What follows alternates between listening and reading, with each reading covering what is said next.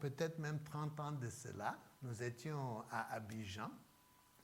On faisait partie d'une petite étude biblique qu'on faisait chaque semaine à la maison. Et une nuit, vers 23 heures, j'ai entendu quelqu'un sonner au portail. Bon, à Abidjan, les gens ne rendent pas visite à cette heure-là, donc tu imagines que les nouvelles ne sont pas bonnes. J'ai répondu et il y avait une dame qui faisait partie de l'étude biblique qui est venue me voir.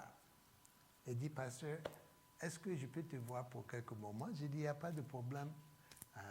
Elle est entrée au salon, on s'est assis. Moi, je m'attendais à une nouvelle mauvaise. Elle m'a dit que non, les nouvelles ne sont pas mauvaises, mais j'ai une question qui me préoccupe. Je suis avec vous dans l'étude biblique. Chaque fois, on prend le temps pour prier. Moi, je ne connais rien dans tout ça là.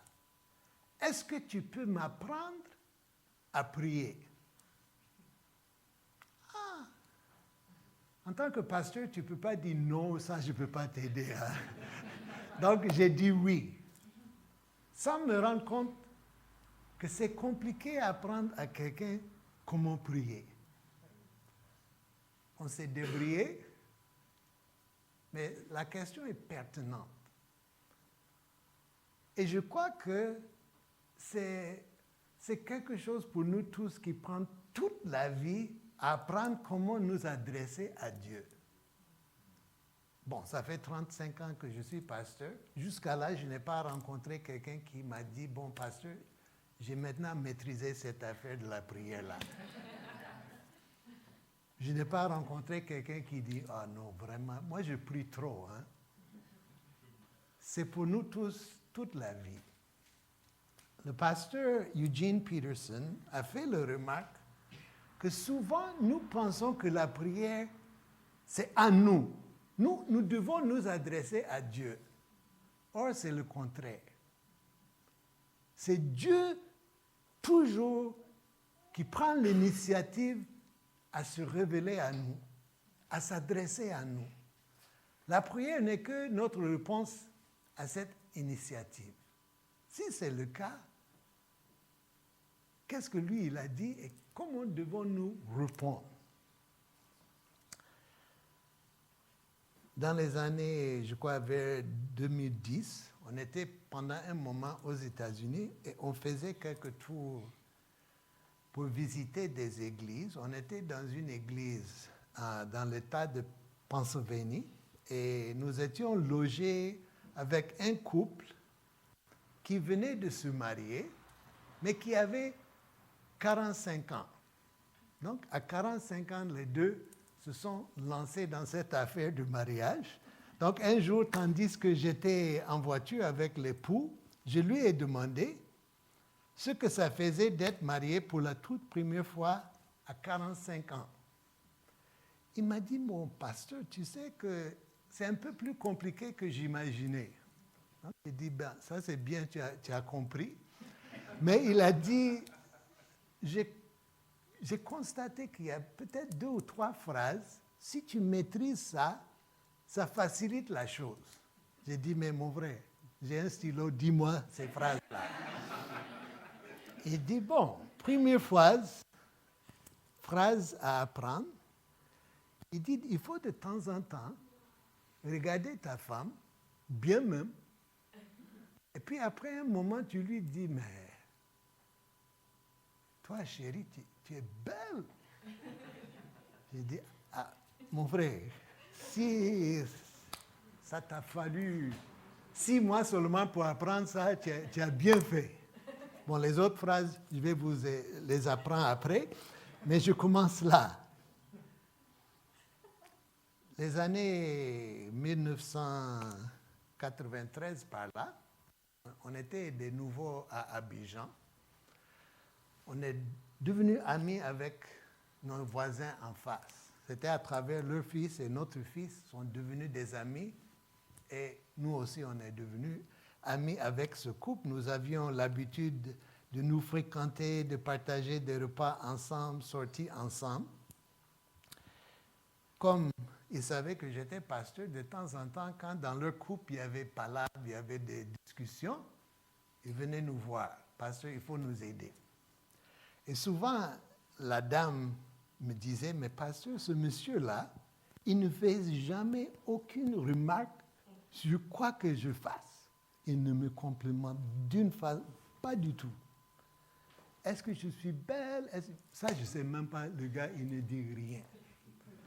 Donc, souvent, après ça, quand on se voyait, moi, je disais à la dame, « Hé, Véronique, tu es belle aujourd'hui. » Et je n'ai pas besoin de dire, je suis sûr que ton mari l'a déjà dit.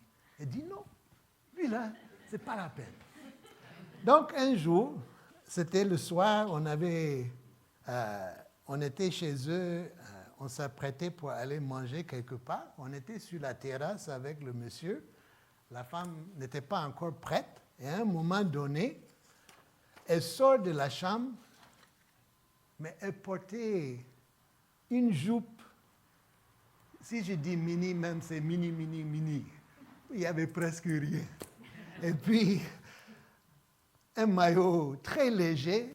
Elle sort de la chambre comme ça. Elle dit, je suis prête. Le monsieur la regarde et dit, mais on ne sort pas comme ça. Ce n'est pas possible. En public, Elle dit, ah bon?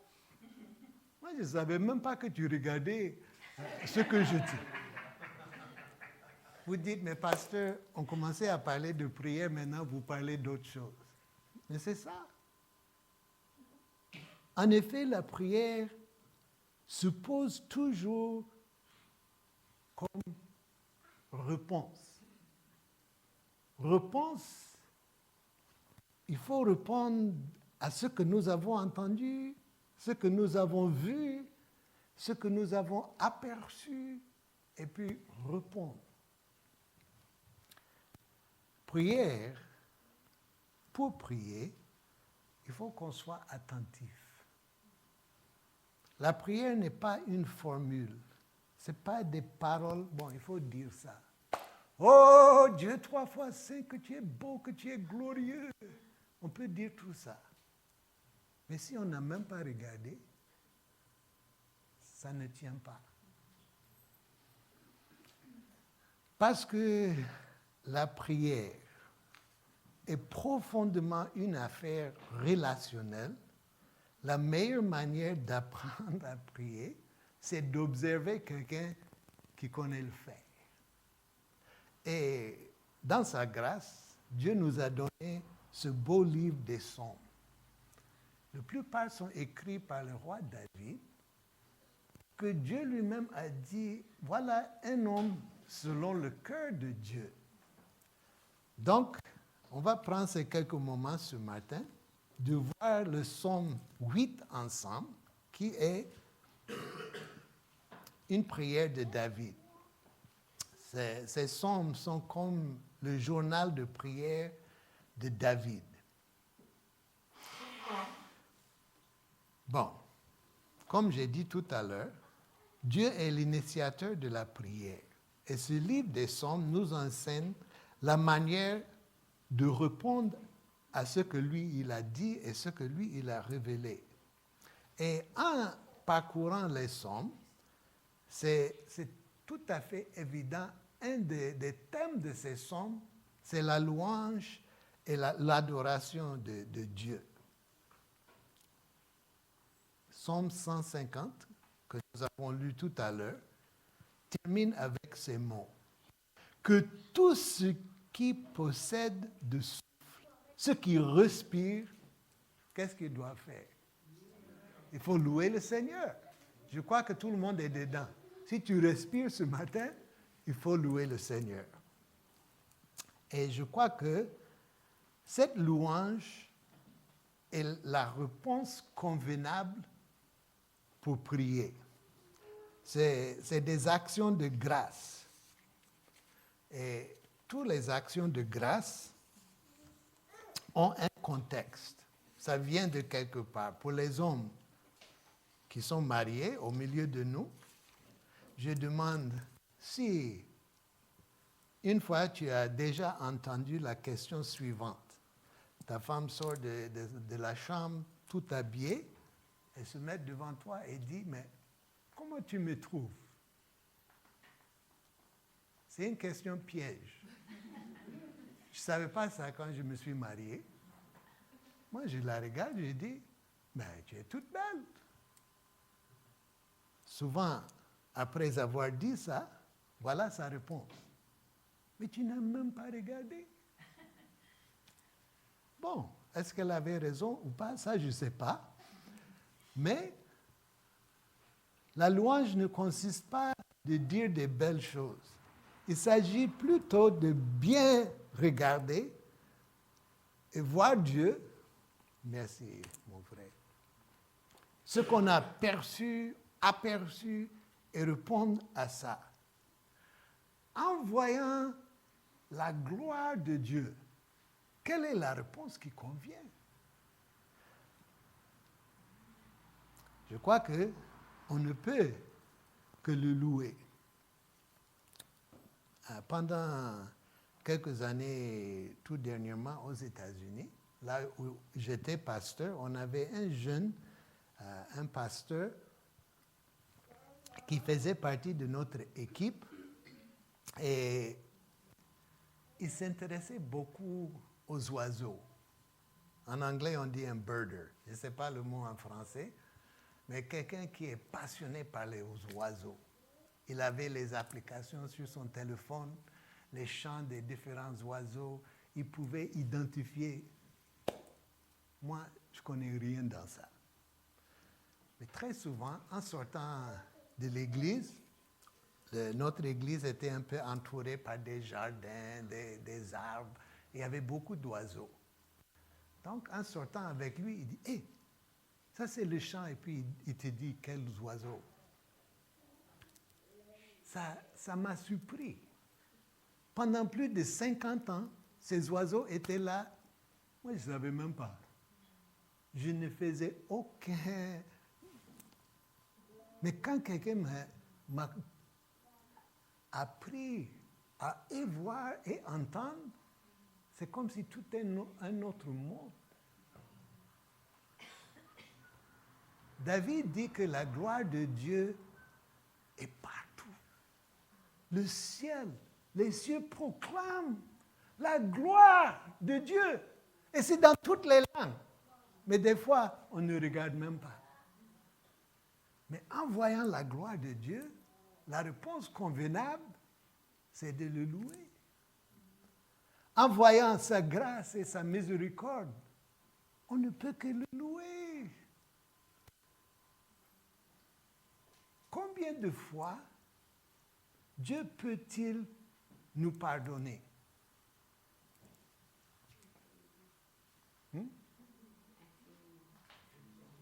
Moi, je n'ai pas encore trouvé la limite. Chaque fois qu'on vient, il est prêt à nous pardonner. Et non contre cœur, de tout cœur, il nous pardonne. En voyant sa grâce, sa miséricorde, en voyant sa fidélité. Si vous comptez depuis ta naissance le nombre de jours, combien de fois, quand tu t'es levé le matin, il fallait demander à Dieu de faire lever le soleil? Il est toujours là. Sa fidélité est sans faille, sans faute. Tous ces éléments de sa gloire, la réponse qui convient à ça, c'est de lui dire, de lui rendre grâce, de le louer et de l'adorer. De répondre en voyant sa gloire avec un wow. Ça, c'est glorieux. Que ton nom soit loué.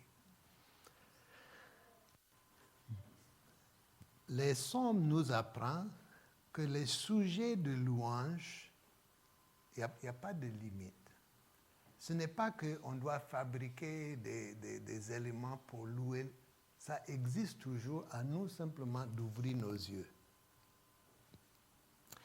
Mais on peut se poser la question, en voyant les chants et les prières qui se trouvent dans les psaumes, est-ce qu'ils sont basés sur les ils sont nés des expériences de la vie ou bien est-ce qu'ils sont écrits par quelqu'un qui voulait aider le peuple de Dieu à exprimer la louange et de voir la gloire de Dieu? Et la réponse à cette question est oui. Tout ça, ça fait partie. Il y a des chants qui ont été écrits par Asaph, par David, qui sont là pour le peuple de Dieu de pouvoir s'exprimer. Il y a des chants qu'on chante, des cantiques. Dieu Tout-Puissant, quand mon cœur considère, l'univers est créé par ton pouvoir. Je me souviens, une fois, le rassemblement de l'Union mondiale des églises CMA se faisait en Côte d'Ivoire. Et la cérémonie d'ouverture, il y avait 2500, 3000 personnes de partout. Des Japonais, des Chiliens, des Français, des Ivoiriens, Gabonais, tout le monde ensemble. Et quand on a chanté ce cantique, tout le monde chantait dans leur langue. Ah non, il n'y a rien de tel. Il y a des chants, des prières dans les psaumes qui nous donnent les mots, les paroles pour exprimer notre louange simplement par sa majesté et sa personne. Mais il y a d'autres qui sont enracinés dans les faits, dans les histoires. Pour David, qui se cachait des fois dans les grottes, qui fuyait devant Saoul.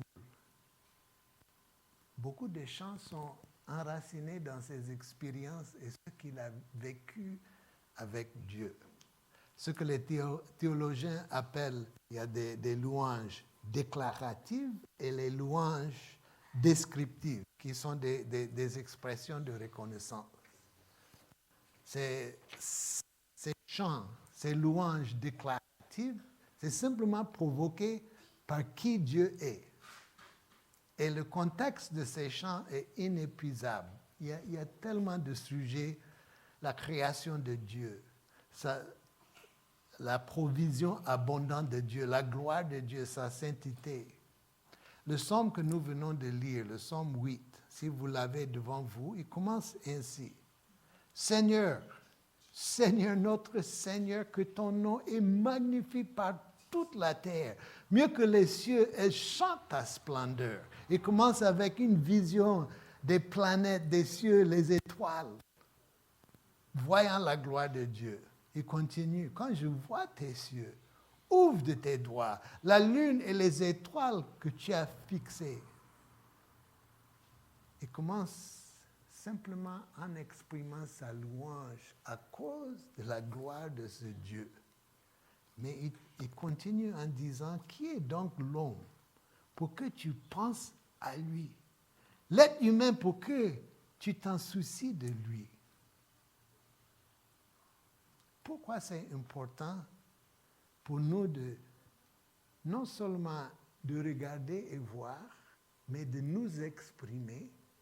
C'est parce que c'est ça qui nous oriente. Si vous regardez les nouvelles de soir, c'est rare que tu entends les bonnes nouvelles. Ça crie partout. Ça crie en Europe. Ça crie en Afrique. Ça crie en Asie. Au Moyen-Orient, on n'en parle même pas. Ça crie partout. Si vous écoutez ça et puis vous allez maintenant pour dormir, c'est difficile à dormir. Ça ne va pas. Mais quand on se met à louer le Seigneur, c'est comme si notre cœur peut s'asseoir. Est-ce que le Dieu de l'univers, il n'est pas troublé? Il ne sait même pas se lever de son trône. Ça va chez lui. Il n'y a que la paix. Il n'y a rien qui fait obstacle à son royaume. Et quand on le loue, quand on fixe nos yeux sur lui et sa gloire, c'est ça même qui nous donne quelque part pour mettre nos pieds. Mais il y a aussi la louange qu'on voit partout dans les psaumes, qu'on appelle descriptives, qui expriment la reconnaissance. Comme j'ai dit, il y a des exemples de David. Il a souffert. Il a été loin comme roi d'Israël. Mais entre ce moment-là et le moment d'être couronné roi, le monsieur a souffert. Il a souffert.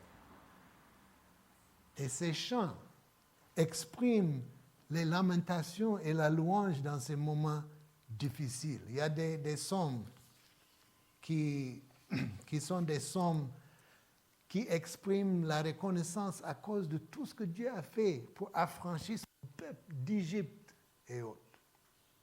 Ce sont des psaumes qui nous apprennent à être reconnaissants à Dieu. J'ai vu cette histoire il n'y a pas longtemps qui m'a touché. Ça fait longtemps. C'était le soir 7 septembre 1860. Un grand navire effectua la traversée de l'un des grands lacs aux USA, entre deux villes, entre Milwaukee et Chicago. À bord, il y avait 300 passagers. Cette nuit-là, une tempête a réduit considérablement la visibilité. À 2h30 du matin, alors que le bateau était plus de 15 km de la plage, le commandant manqua à apercevoir, s'approchant de côté, un plus petit bateau. Les deux embarcations rentrèrent en collision. La plus grande subit des dommages importants, cependant imperceptibles à cause de la tempête, de telle sorte qu'elle poursuivait sa course. Quoi qu'il en soit, environ 30 minutes plus tard, cette dernière se mit à couler.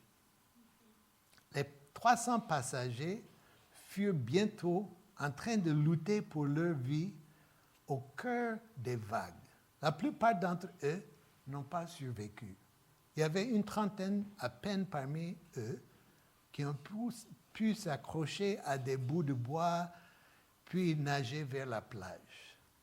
Le lendemain matin, un jeune étudiant en théologie se trouvait là, de bonne heure à la plage, en train de lire sa Bible et de prier.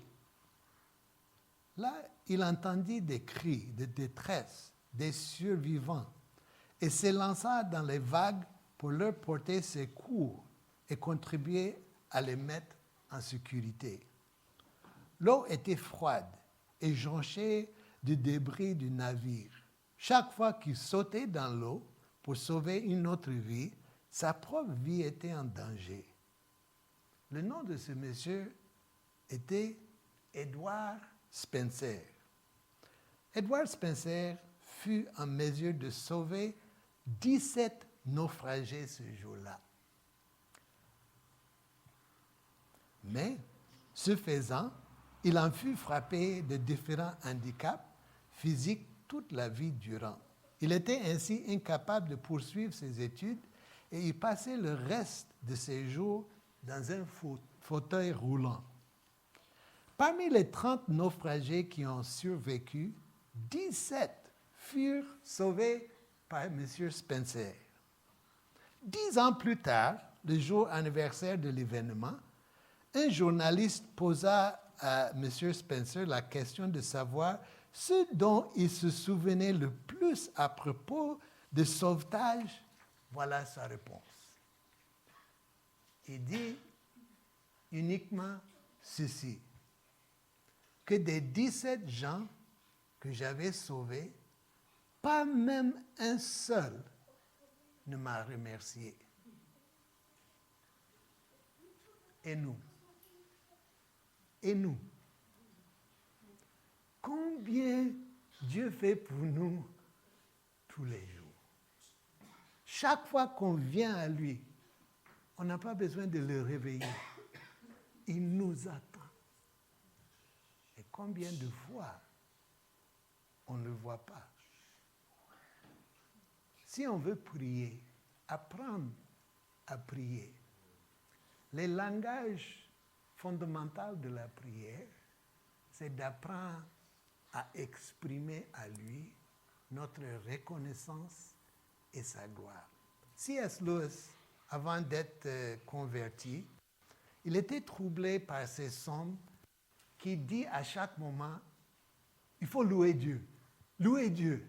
Il dit, mais qui est ce Dieu qui dit à tout le monde de le louer? Si un homme dit ça, on dit que le gars, il est orgueilleux, ça ne va pas. Mais plus tard, il a fait ce constat. Il dit que si il y a une grande œuvre, par exemple, d'art,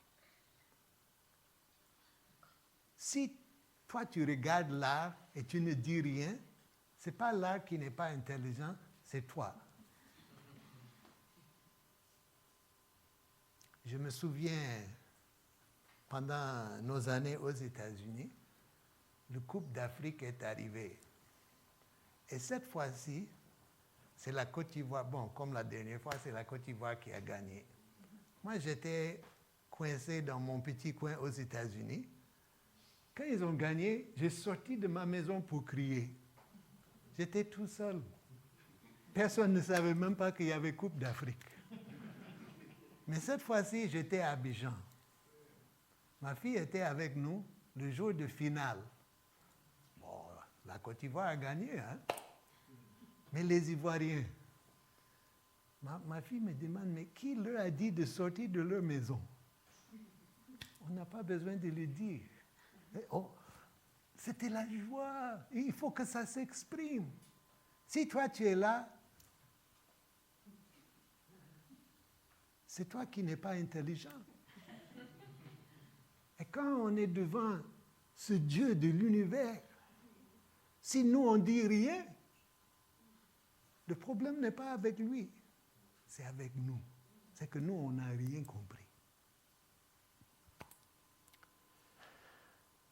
La louange, il continue le chapitre 9. La louange doit être exprimée. Il dit ceci, Seigneur, je rendrai grâce de tout mon cœur. Je redirai toutes tes merveilles. Tu me fais jubiler au comble de la joie. Je chante ton nom, Dieu très haut. Non seulement on doit le louer, mais on doit le dire. Tout à l'heure, on parlait de mon voisin qui avait du mal à parler à sa femme. Bon, avec Dieu, on ne peut pas faire des excuses. Si on n'exprime pas notre louange, il n'y a pas d'excuse pour ça. Ce n'est pas lui qui souffre, c'est nous. Ce qu'il faut souligner, on ne doit pas louer Dieu pour lui. Il n'a pas besoin que toi ou moi, on le loue. Il est bien là où il est. C'est pour nous.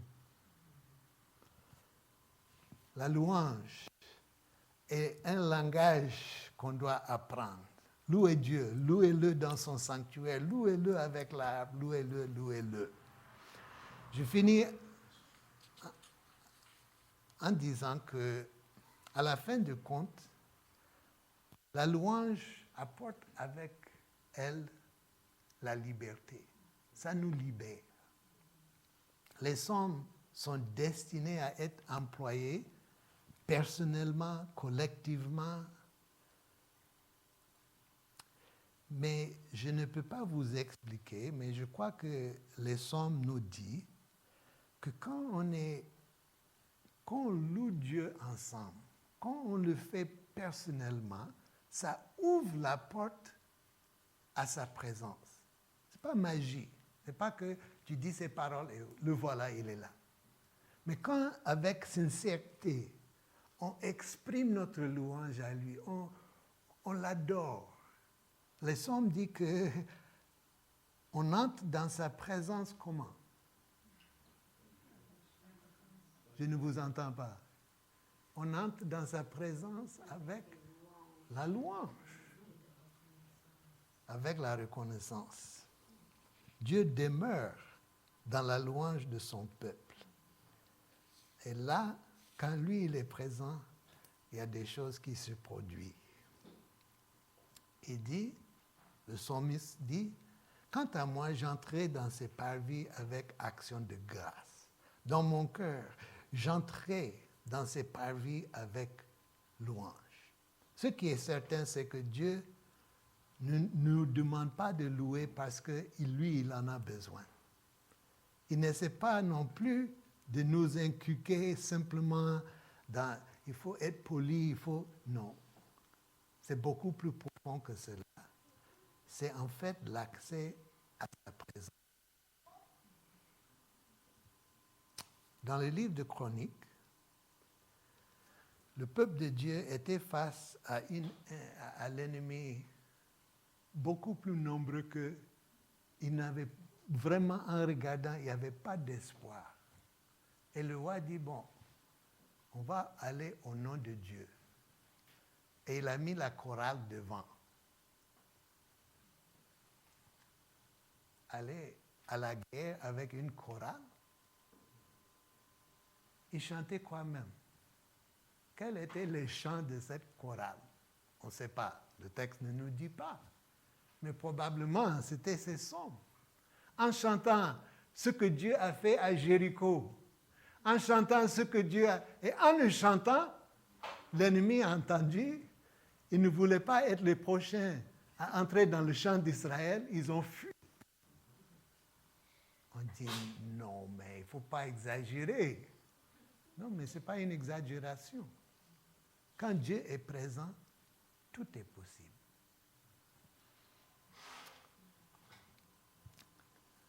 Il termine le livre avec ces mots. Que tout ce qui a de souffle loue le Seigneur. Prions. Père, nous voulons mieux apprendre à communier avec toi. Pas simplement pour prier, mais pour te connaître, pour avoir une intimité avec toi. Apprends-nous à prier. Apprends à nous comment nous exprimer devant toi. Qu'on soit un peuple connu par notre manière de vivre avec toi. Que ton nom soit loué. Tu es digne de toute louange et que nous soyons un peuple qui te loue comme il le faut. Dans le nom glorieux et puissant de Jésus, nous te prions. Amen.